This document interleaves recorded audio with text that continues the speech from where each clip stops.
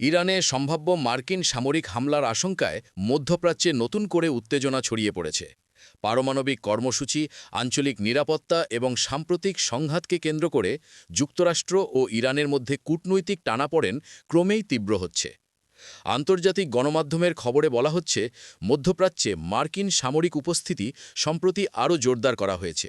বিমানবাহী রণতরী, যুদ্ধবিমান ও নৌবহর মোতায়েনের খবরকে ঘিরে বিশ্লেষকদের একটি অংশ মনে করছেন ওয়াশিংটন কৌশলগত চাপ বাড়াতে চাইছে।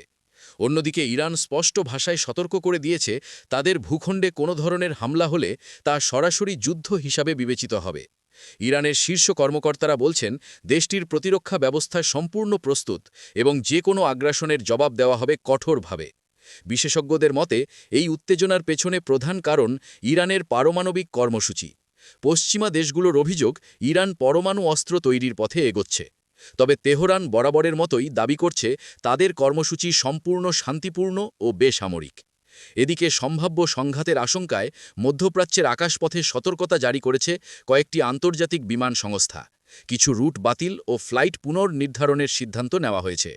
রাজনৈতিক বিশ্লেষকরা বলছেন, এখনই সরাসরি যুদ্ধ অনিবার্য বলা না গেলেও পরিস্থিতি অত্যন্ত সংবেদনশীল। কূটনৈতিক সমাধান ব্যর্থ হলে সামান্য ঘটনাও বড় সংঘাতে রূপ নিতে পারে। আন্তর্জাতিক সম্প্রদায় উভয় পক্ষকে সংযম দেখানোর আহ্বান জানিয়েছে।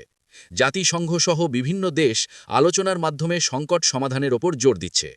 তবে প্রশ্ন থেকেই যাচ্ছে, এই উত্তেজনা কি কেবল কূটনৈতিক চাপের অংশ, নাকি সত্যিই আরেকটি বড় সংঘাতের দিকে এগিয়ে যাচ্ছে মধ্যপ্রাচ্য?